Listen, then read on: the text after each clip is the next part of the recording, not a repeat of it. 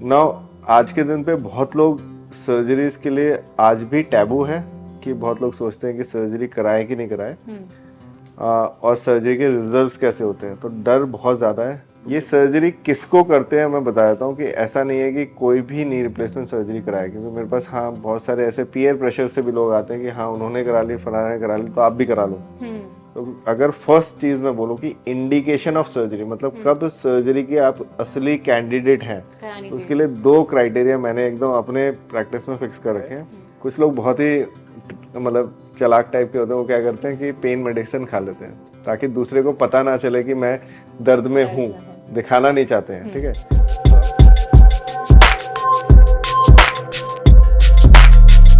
मैं आपसे जानना चाहती हूँ नी रिप्लेसमेंट सर्जरी के बारे में। काफ़ी लोगों के बीच में नी रिप्लेसमेंट सर्जरी बहुत मतलब आजकल ट्रेंड भी कर रही है। जिससे पूछो कोई एक जुड़वा के बैठा है तो कोई दोनों बदलवा के बैठा है। तो नी रिप्लेसमेंट सर्जरी करवानी कब चाहिए और ये होती कैसे है? अच्छा देखो, मेरा बैकग्राउंड जैसे मैं बता देता हूँ कि मैं जॉइंट रिप्लेसमेंट सर्जन ही हूँ। ठीक है, आजकल जॉइंट प्रिजर्वेशन के लिए बहुत ज़्यादा फोर्स करता हूँ क्योंकि प्रिजर्वेशन यंग पेशेंट्स में आती है। अगर इनिशियल हॉस्पिटल के डेज की बात करें तो it was more of a joint replacement surgery जो हमने यहाँ स्टार्ट की थी। और उसका वन ऑफ द रीज़न ये भी था, जैसे मैंने बताया कि फीमेल ओरिएंटेड हॉस्पिटल और 90% of the females are affected and 80-90% अगर हम रेशियो भी सेक्स रेशियो के हिसाब से देखें कि कितनों की नी रिप्लेसमेंट में मेल ज़्यादा है फीमेल ज़्यादा है, तो फीमेल इज मोर। नाउ आज के दिन पे बहुत लोग सर्जरीज के लिए आज भी टैबू है कि बहुत लोग सोचते हैं कि सर्जरी कराएं कि नहीं कराएं। और सर्जरी के रिजल्ट्स कैसे होते हैं, तो डर बहुत ज़्यादा है। तुम ये बोल रहे हो कि ट्रेंड है, डेफिनेटली हाँ है। जब वो देखते हैं कुछ अच्छे रिजल्ट्स, देन दे थिंक कि हाँ we can go forward and get the surgery done. Exactly. But आज के दिन पे भी ये टैबू है, सिग्निफिकेंट टैबू है। ये सर्जरी किसको करते हैं मैं बता देता हूँ कि ऐसा नहीं है कि कोई भी नी रिप्लेसमेंट सर्जरी कराए, क्योंकि मेरे पास बहुत सारे ऐसे पीयर प्रेशर से भी लोग आते हैं कि उन्होंने करा ली, फलाना ने करा ली, तो आप भी करा लो। ठीक है, क्योंकि आपकी एज 60 हो गई है, उनको प्रॉब्लम ही नहीं होता है।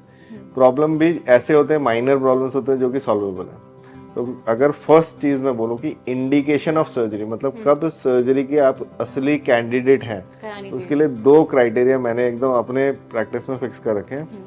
फर्स्ट क्राइटेरिया, अगर आपको चलने फिरने में दिक्कत हो रही है जिससे आप डेली एक्टिविटीज नहीं कर पा रहे हैं, मतलब आपके घुटनों में या कूल्हे में इतना दर्द हो रहा है कि आप चलना अवॉइड कर रहे हैं, या सोचिए आप रोज का 4-5 किलोमीटर चलते थे, अब आप 1-2 किलोमीटर चलते हैं, या अब आप घर से बाहर निकलने के लिए भी सोचते हैं, तो candidate who was walking previously now has stopped doing activities, या आप सोचते हैं मेरे को किसी सोशल गैदरिंग में जाना है, शादी में, अपने दोस्त के घर में शादी है, मैं जाऊंगा मगर घुटनों में इतना दर्द है कि आने के बाद मुझे बहुत पेन होगा, या 10-15 दिन मेरी एक्टिविटी जीरो हो जाने वाली है।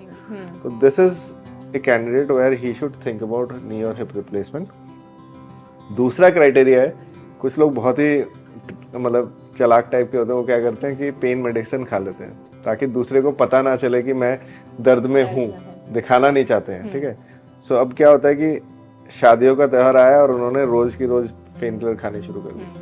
तो अंडरस्टैंड, ये जो क्रॉनिक इश्यूज है, आर्थराइटिस के, घुटने घिस गए हैं, वो आज एजिंग के कारण हुए हैं। मेरे एक एज हो गई, बुढ़ापा आ गया, मेरे घुटने घिस गए, it is not going to happen कि ये सडनली जवान हो जाए। ठीक है, तो पेन किलर कितने दिन के लिए लेना है? ये लोग रेगुलर पेन किलर ले रहे होते हैं ताकि वो अपनी एक्टिविटीज कर सके। एक कैंडिडेट है जो चलना फिरना बंद कर दिया है, बाहर जा ही नहीं रहा है, अपनी एक्टिविटीज कर नहीं रहा है क्योंकि दर्द होगा सोच के, क्योंकि उसको ये भी पता है कि पेन किलर लेने से साइड इफेक्ट है। दूसरे को लगता है कि चलो पेन किलर ले लेते हैं, क्या होगा, ये एक्टिविटीज तो करनी है, कर लेता हूँ।